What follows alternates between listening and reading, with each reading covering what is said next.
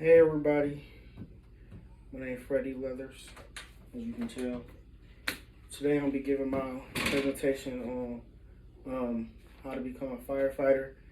So let's get into it.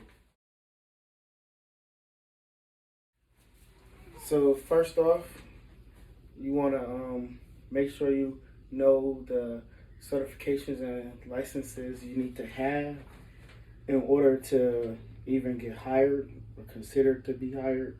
First off, you need to have your high school diploma or GED, something equivalent to a high school diploma. And they used to let people on at 18. Now you have to be 21 years old or older.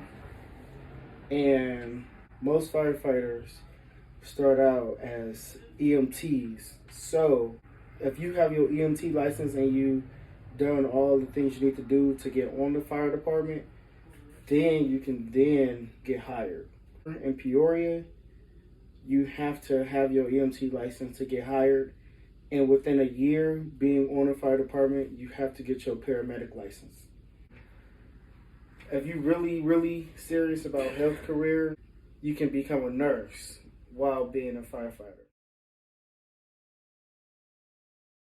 So most people put their application in a year because of the list.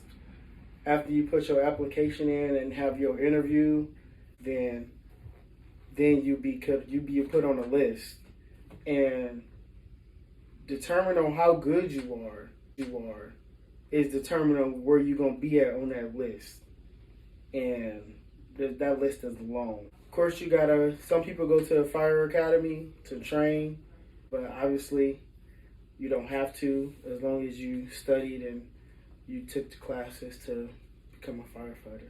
There's 2 tests you gotta take before you put your application in, or within your application before your interview.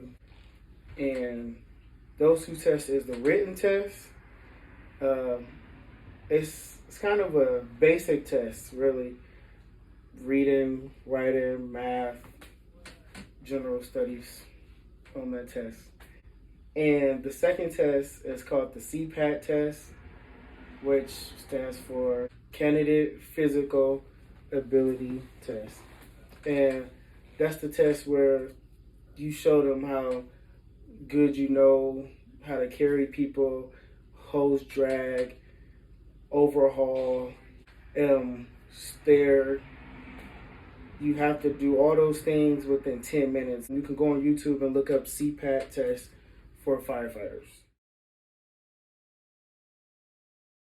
Third topic would be the continuing the job. After you pass both tests, fill out the application, get your interview, get hired, be on the list. When it's time to get hired and they pick you off that list, then you get the job. Once you get the job, you have to make sure you continue to learn as you go on with that job, because it's constant learning.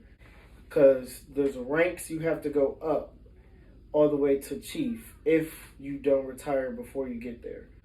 You start out as a regular fireman, regular firefighter, and depending on how good you are at the EMT and paramedic stuff, when you go out to a call, then that depends on how fast you go up the ranks. So with firefighters,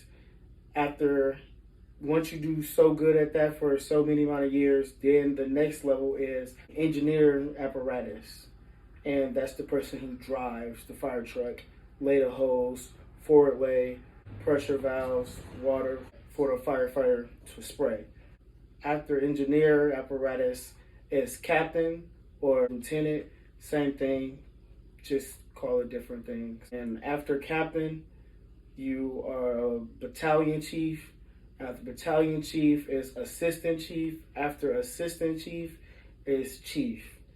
And once again, depending on how good you are, it's depending on how fast you go up those ranks. When you are about to go up to the next rank, you need to be watching the person who's that rank on your fire department to see how they do it in person versus what you learn in the class you have to take to be that next rank. every time you go up a rank, you need to take the class before they give you the next position. And once again, that's all based off experience and how good you do. If you already have your fire science degree, this class is just a course that I gotta take just to get that degree. I take most of my fire science classes already, and once I'm ready to go up to the next rank, I probably will already have that class knocked out the way. And that's it, everybody. Thank you, YouTube.